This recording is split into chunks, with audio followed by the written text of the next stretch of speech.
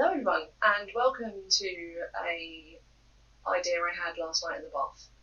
Yes, that's how fast this idea has percolated. So sorry, I'm just getting the extra copy of my face off my screen. um, I have been struggling for a while with my studying and my approach to studying. I'm going to have to give a bit of this is going to be a bit of an intro. That's what's going to happen. That's what's going on here. Where I'm going to intro the idea and what I'm trying to tackle and my problem. So I'm doing a master's degree right now, actually in creative writing. And when the pandemic started, I was sort of towards the end of my second term. So the way my degree works is the first 2 terms you do taught modules, because I'm on a taught course, and then your final term is your dissertation. So you write 12,000 words. If it's fiction, poetry works a bit differently and is page-based, but I'm doing primarily a long-form base. So I had to produce 12,000 words on a topic of my choice in a creative writing form. And I had submitted my idea for my dissertation, I had got my dissertation supervisor sorted out, and in all of this time the pandemic started. And my grandfather went into hospital, and he spent 2 months in hospital and ended up passing away. And as you can imagine, I was not particularly keen or able to write a dissertation at that point. Fortunately, my university have been great, so we have had a number of provisions put in place, and one of those provisions is that for dissertations or theses, or is the plural theses? I don't know, we're going to say it is. Any sort of big research project, long form project people are doing, rather than getting like a sort of leveling out of your marks. So for my second term marks, they couldn't be lower than my first term marks, basically. That obviously doesn't work quite so well with a dissertation. So instead, we got offered the chance to take an extension, and to take a 3-month extension, and that's something I found very hard to decide to do, because I had a PhD place. And my PhD place was due to start in a couple of weeks, in this month. And as you can imagine, I wasn't ready for that either. So I also, so in the end, we're here because I've taken the extension. And so my original deadline for my dissertation was the 22nd of August. And my deadline, 22nd, 23rd? My deadline is now the 23rd of November. So effectively, I'm now at the start of this term. Effectively, my summer term is my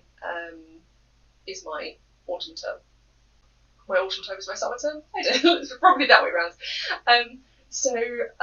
What I've been doing in the past few months, weeks, is trying to get from the difficult place I was in to, it's not gotten easier, I'll be honest, in sort of working myself back into the regularity of studying.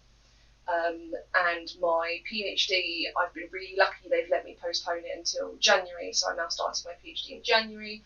I'm actually kind of pleased about this because I'm really excited to do my PhD, but if you may or may not be familiar with what doing a PhD is like, the first thing I have to do basically is a literature review, and I don't want to do a literature review when I can't safely go into a library. So I was very happy to take the extension and deferring it, because I'd much rather do that and then actually get to do my PhD properly, as it were. Not that you can't, to get that experience of doing it, because that's the thing that I wanted, was to be going in every day and walking around the library and going, oh, what am I going to discover today? And to be making trips to the British Library and doing that, and different libraries around the country. And I'm going to get to do that. It's just going to happen a bit later. So the reason that I wanted to start vlogging, but in a way that I know how to deal with, so that's why I'm doing it on Twitch rather than like YouTube or something like that, because I already have a Twitch channel. I've already got Twitch affiliate, I can use it. I've wanted to stream again for a while, but I haven't quite had the spoons to do so, which is really why I have just turned this on and started. My chat's not working, so if anyone's talking to me, I can see there's some of you here, I can't hear you. I'm going to sort that out in a second. Let me sort that out now. I need to make sure that this is muted. It may not be. I don't think. Oh no, my desktop audio is turned off, so you're not going to get that. That's fine. There we go. I'll pop my chat out, and then I can actually, if I can find a command to do that, I can't. Okay, I'll just leave it there. So yes, I know my own chat rules. Thanks. Yeah, so I just started because if I had let myself think about this, then I would have not done it, because that's really what's been happening. So in the midst of all of this, I have also, so I've had pain issues with my back since I was about 17, 18. I'm 33 this month, so it's all my life, almost, effectively. Half my life, that's how maths works. And towards the end of last year, it flared very, very badly and escalated into entire body pain. And that obviously is a really great thing to have on top of a pandemic, finishing a master's degree, my grandfather dying, starting a full-time job. I'm now constantly in pain, and I'm on painkillers constantly to deal with that. So I've had all of these things going on, and I've been trying to get the focus on my dissertation, and to feel connected to that. So not that long before the pandemic started, I went to a conference at my uni, which was, I can't think of many more life-affirming experiences I've had. I didn't talk to anyone except I briefly talked to my PhD supervisor. I didn't talk to anyone else. I sort of appeared there and watched everything and cried at panels because I was just so overwhelmed by how excited I was about what I was studying, and by feeling like I was meant to be in that room, and that even without actually communicating with anyone. I'm actually at a conference right now, as you can tell from the fact that I'm streaming. We're on the lunch break. But I found out about this conference yesterday at about 5:30 p.m. and it's all online, obviously. They put all of the panels up in advance, and then we're going through all the Q&As today and tomorrow. And it's just brought me back to that place of that really visceral feeling that I had of being at home in academia again. And I know that one of the things that helps with that is having a sense of purpose and going to something and talking about it and engaging in it. And yesterday, before I got that email about this conference and went, oh God, I'm going to go to a conference, quick, let me cancel all of my meetings for work, I was in such a horrible place, and I didn't know what I wanted to do with myself, and I felt like I couldn't do anything. I felt like I had no energy. My pain levels were very bad. And actually what I think happened is that I think I was full of energy, and I didn't feel like I had anywhere to direct it, because I'm not going anywhere. I'm doing lots. And I'm sure this is something that's common to everyone's experience of being in lockdown, is I don't feel like I'm doing anything, even when I'm doing lots of things. And I realise that sounds counterintuitive, but I think most people will get what I mean in terms of that, because it's very specific to this. I find it can be quite triggering for me, and I mean that in the medical sense of the word. When I was very ill with my mental health, I was effectively agoraphobic. What I have isn't agoraphobia, but I didn't have the ability to go outside and engage with people.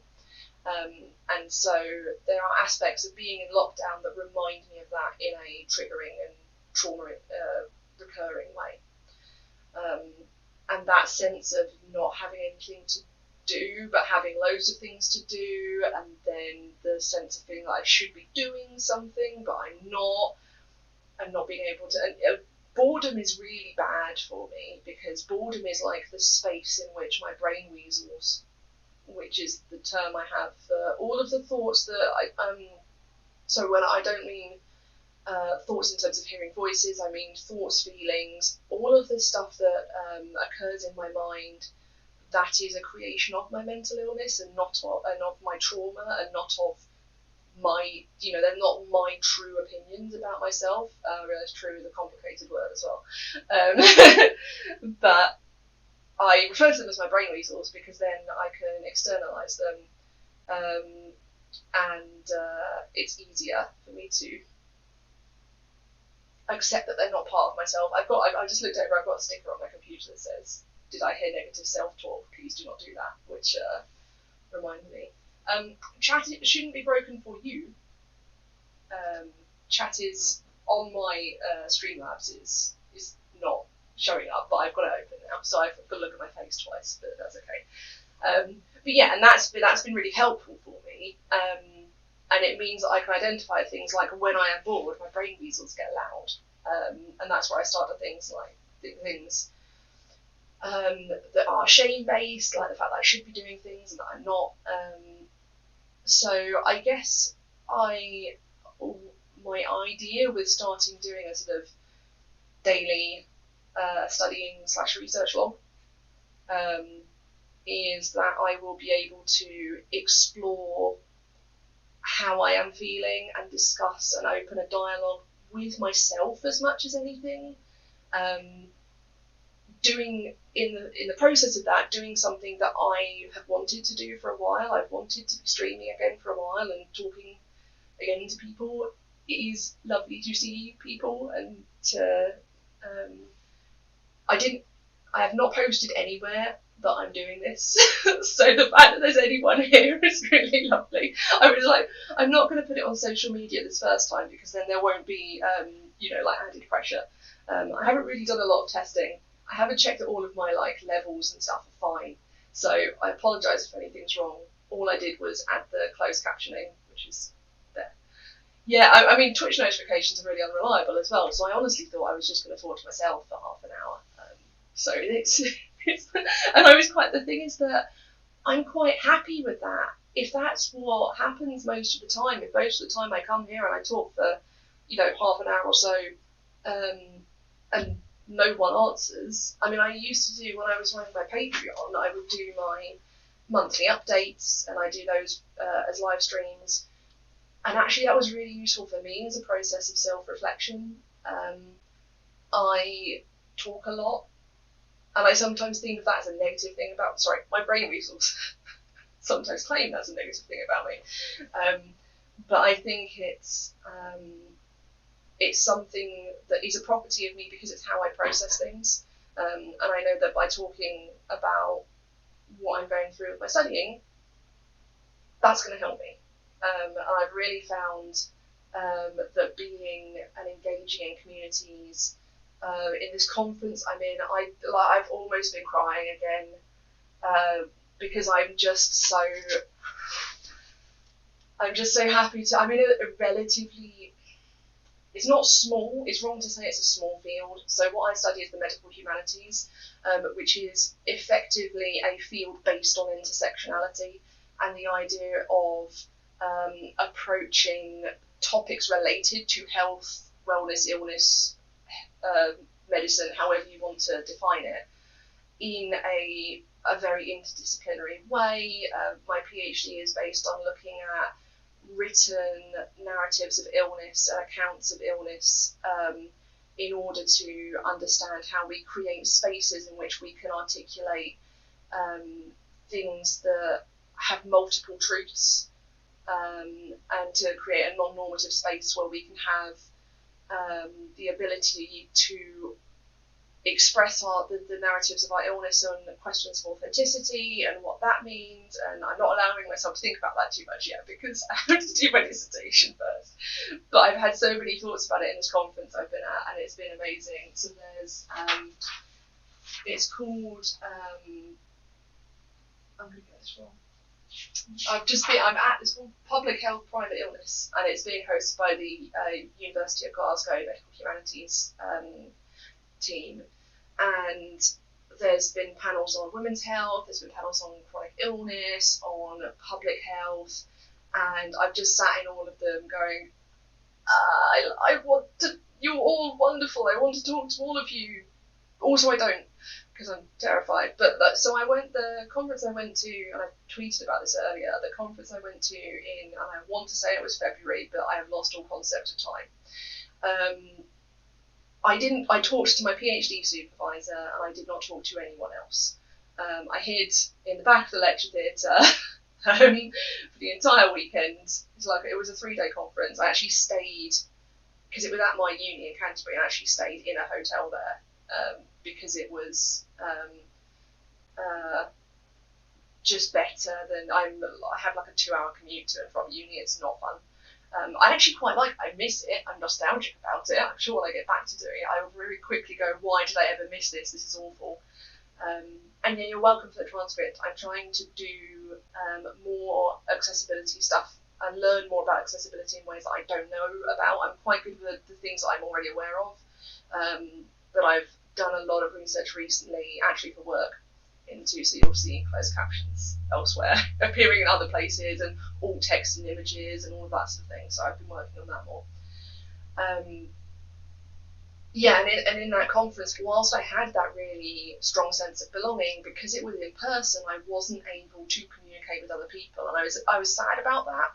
But also, even at the time, I was able to recognise that the fact that I went at all was in itself a really big success, and that was the first step towards me being able to engage with it.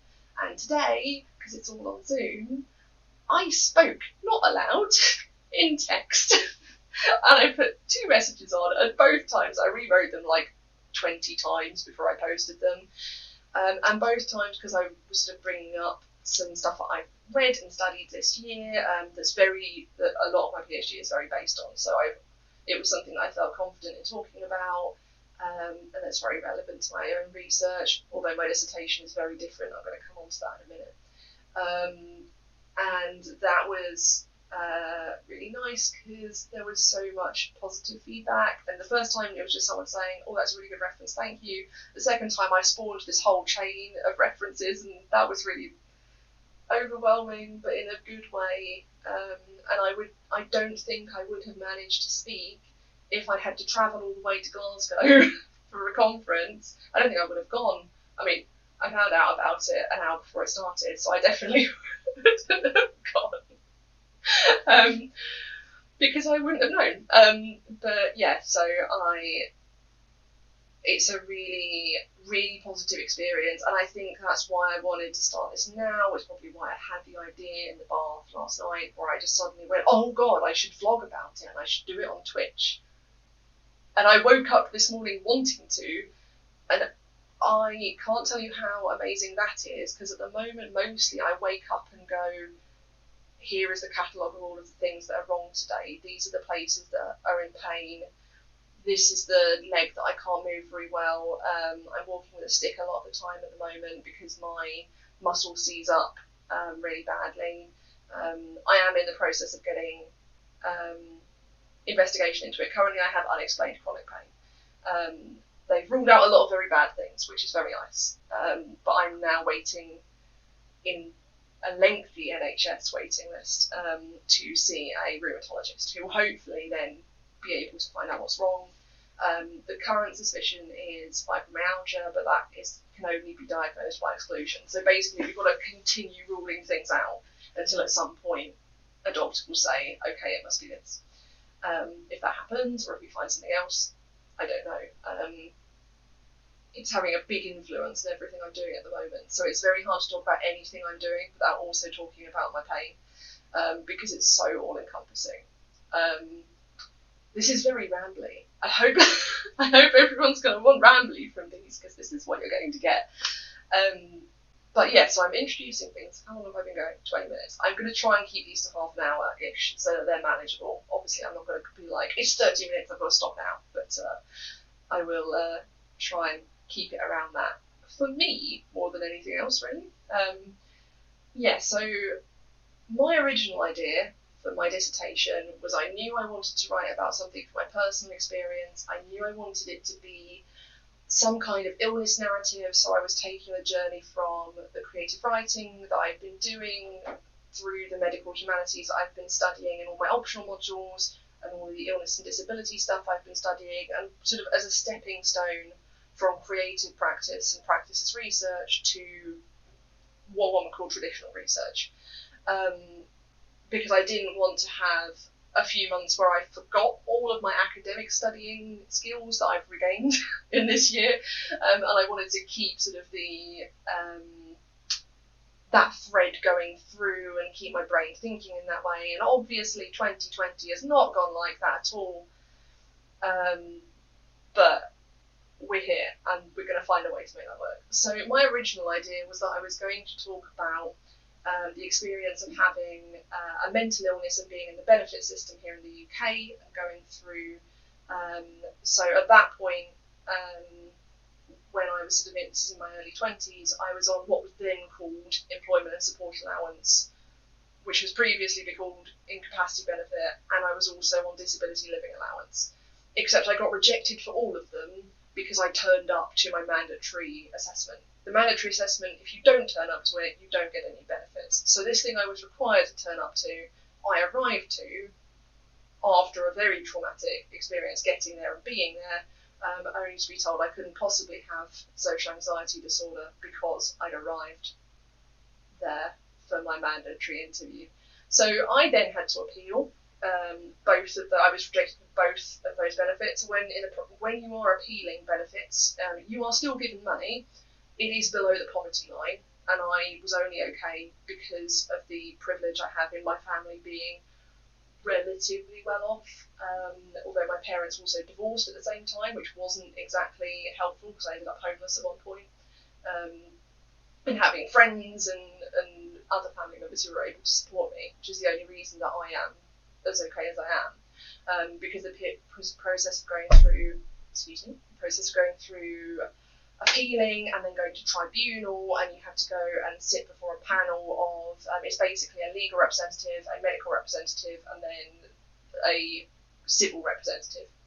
And I was, I had a very traumatic experience going through all of that. In the end, I did win my tribunal and was back paid all the benefits I was owed. I now receive PIP, which is the silliest acronym ever, Personal Independence Payment, which is what disability living allowance is now rolled under. I don't receive what the sort of employment side of PIP because I'm actually now employed, and I haven't received that for a while. I'm just on disability living allowance equivalent of PIP, and I get a higher rate for that because actually at my last assessment I knew how to talk in assessments. I took my husband with me.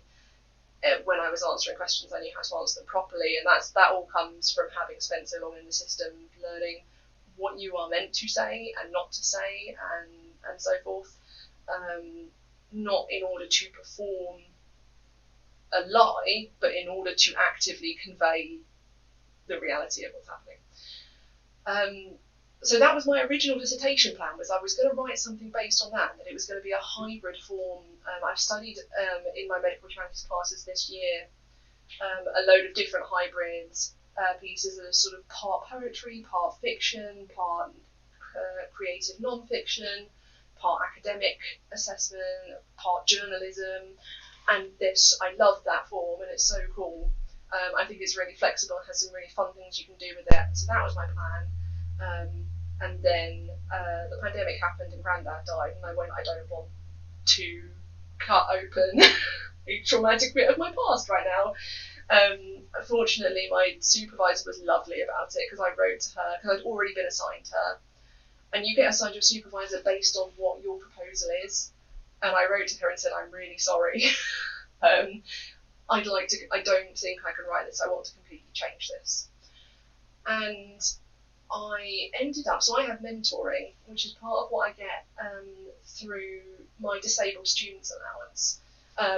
And you can get loads of different things with that. That includes things like getting equipment that you need, help getting to and from campus when relevant, that sort of thing.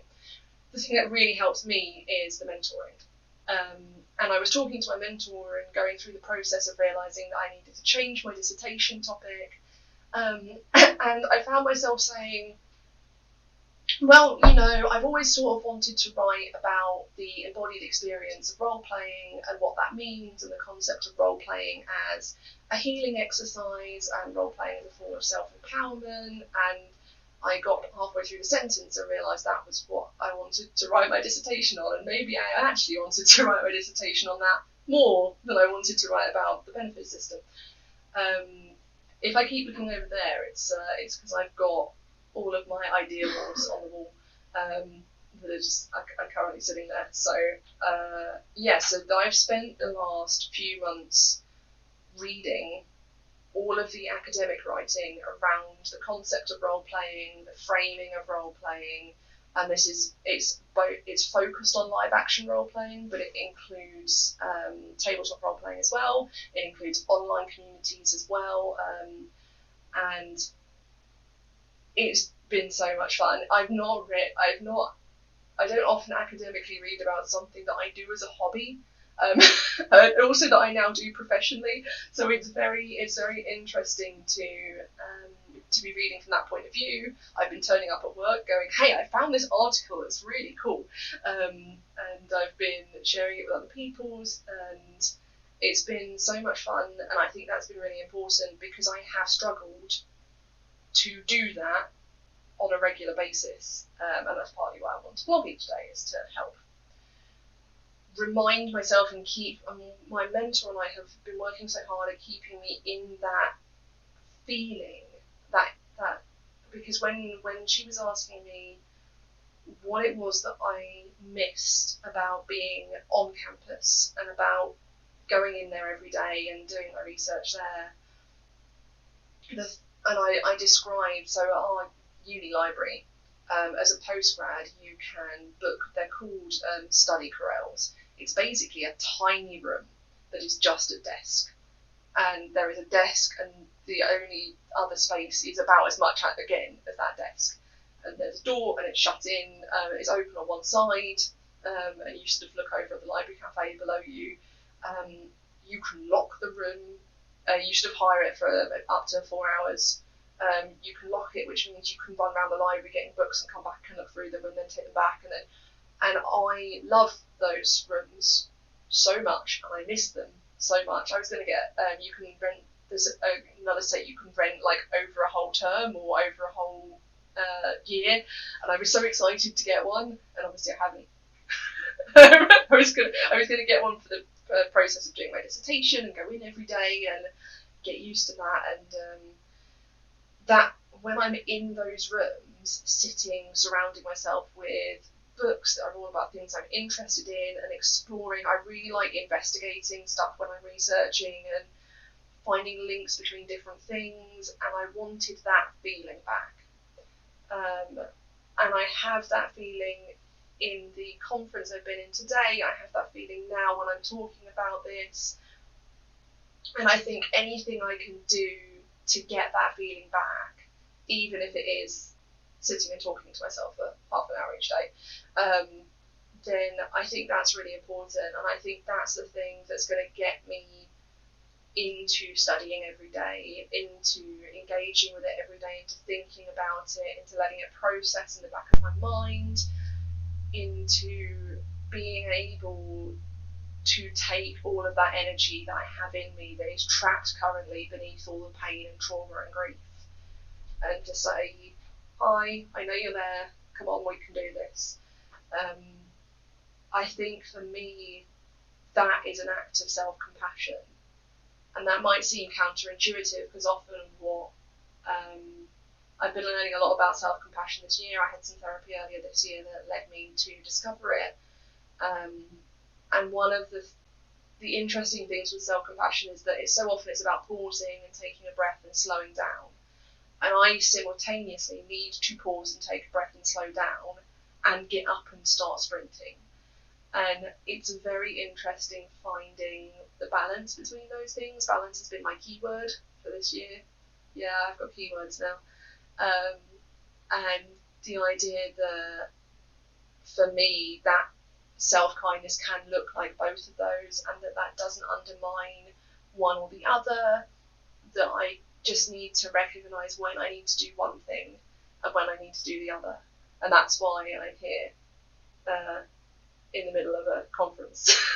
Because I was in a place where I was digging all of that energy out, and so there we are. I had realised I didn't actually manage to talk much about what my dissertation involves there. So maybe that's the thing that we can do tomorrow. And thank you. I know it's something my mentor says to me a lot, because I can talk for 20 minutes about something that I read, and then I'll go, oh, I'm so sorry, you're meant to be talking as well, because we're here to have a dialogue, not just me talk at you. That's why this is mentoring, not therapy. And she always says exactly the same thing, which is, no, you're engaging with that passion that you have, and that's really important. And I think that's what I want to do here. So it's going to be a bit weird, because my week does not operate on a traditional person's week. My Monday is Thursday. I don't work Tuesday or Wednesdays, and I don't study Tuesday or Wednesday either. So I study Thursday to Monday and work Thursday to Monday. So realistically, that's when these are going to end up being. I'm going to miss some days, and probably the first day I miss, I'm going to feel awful.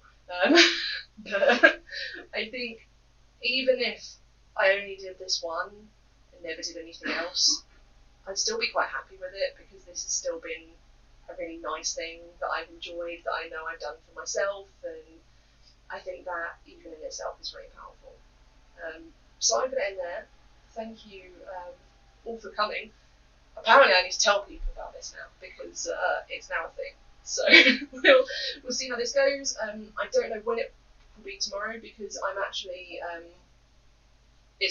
we're on the lunch break, and I actually the next panel is one I'm probably not going to go to. So I've got a bit of a gap.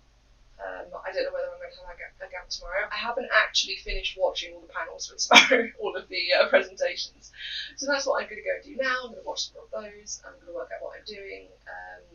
So tomorrow might be some more about like the conference I'm at and that sort of thing, and then we can get back to my actual dissertation. On the rest of that, I will send Leia the cuddles. She might attack me for them, but we'll see. And thank you all for coming, and I will see you tomorrow, apparently.